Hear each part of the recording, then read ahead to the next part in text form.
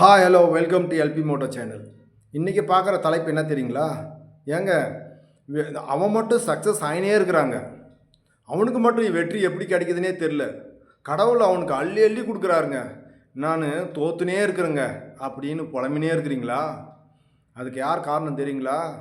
நீங்கள் நினைப்பீங்க, எனக்கு கடவுள் பிளெஸ்ஸிங் இல்லை, கடவுளினுடைய பிளெஸ்ஸிங் இல்லை, எனக்கு சொந்தக்காரனுடைய சப்போர்ட் இல்லை, ரிலேஷன் எங்களுக்கு சரியாக அமையல, சூழ்நிலை எனக்கு சரியாக அமையல, பேரண்ட்ஸ் எனக்கு இதுக்கு சப்போர்ட் பண்ணலை.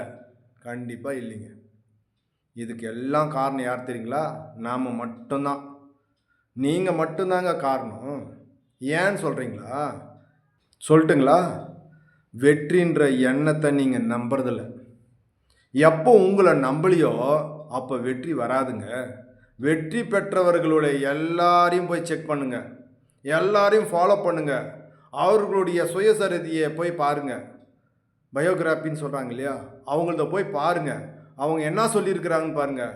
எல்லாரும் என்னை கைவிட்டுட்டாங்க, ஆனால் என்னை மட்டும் நான் கைவிடலை, என்னுடைய நம்பிக்கையை கைவிடலை, என்னுடைய தன்னம்பிக்கையை கைவிடலை, அதனால தான் நான் சக்ஸஸ் ஆனேன், யாரும் எனக்கு சப்போர்ட் பண்ணலன்னு சொல்லுவாங்க. இதில் நம்மளுக்கு என்ன தெரியுது சொல்லுங்கள்? நம்பலைன்னா எது ஒன்றும் கை கூடாது. மற்றவங்களை நம்பினீங்கன்னா எப்போனா விட்டு போகலாம். சூழ்நிலை நம்மளுக்கு சரி அமையாது, ஃப்ரெண்ட்ஸு சரி அமைய மாட்டாங்க, சொந்தக்காரங்க சரி அமைய மாட்டாங்க, நம்மளுக்கு ஹெல்ப் பண்ணுறோன்னு சொல்கிறவங்க இன்றைக்கி ஹெல்ப் பண்ணுவாங்க, நாளைக்கு விட்டு போயிடுவாங்க.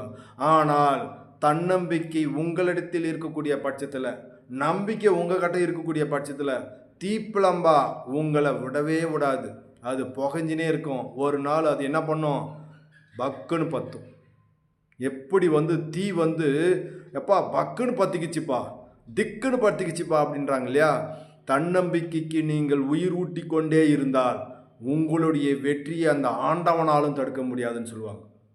ஓகேயா? முயற்சித்தன் மெய்வருத்த கூலி தரும்னு சொல்லுவாங்க இல்லையா? தெய்வத்தால் ஆகாதினும் முயற்சித்தன் மெய்வருத்த கூலி தரும்னு சொல்லியிருக்காங்க. அப்போ தெய்வமே கைவிட்டுட்டா கூட உங்களுடைய விடாமுயற்சி இருக்குது பார்த்தீங்களா, அது உங்களை கைவிடவே விடாது. கண்டிப்பாக அது பலன் தந்தே தீரும். அதனால் வெற்றி பெற்றவர்கள் மேலும் வெற்றி அடைகிறாங்கன்றதுக்கு காரணம் என்னன்னா, அவர்கள் அந்த சிந்தனையிலே இருப்பாங்க. அவங்கள நம்புவாங்க. நாம் யாரை நம்புவோம்? மற்றவங்கள நம்புகிறாங்க. எப்பொழுது நாம் நம்புகிறோமோ, நாம் எப்போ நம்ம மேலே தன்னம்பிக்கை வைக்கிறோமோ, அது கண்டிப்பாக வெற்றியை மட்டும்தான் நீட்டி தரும். மற்றவர்கள் மேலே வைக்கிறத விட உங்கள் மேலே நீங்கள் வையுங்க. தேங்க்யூ.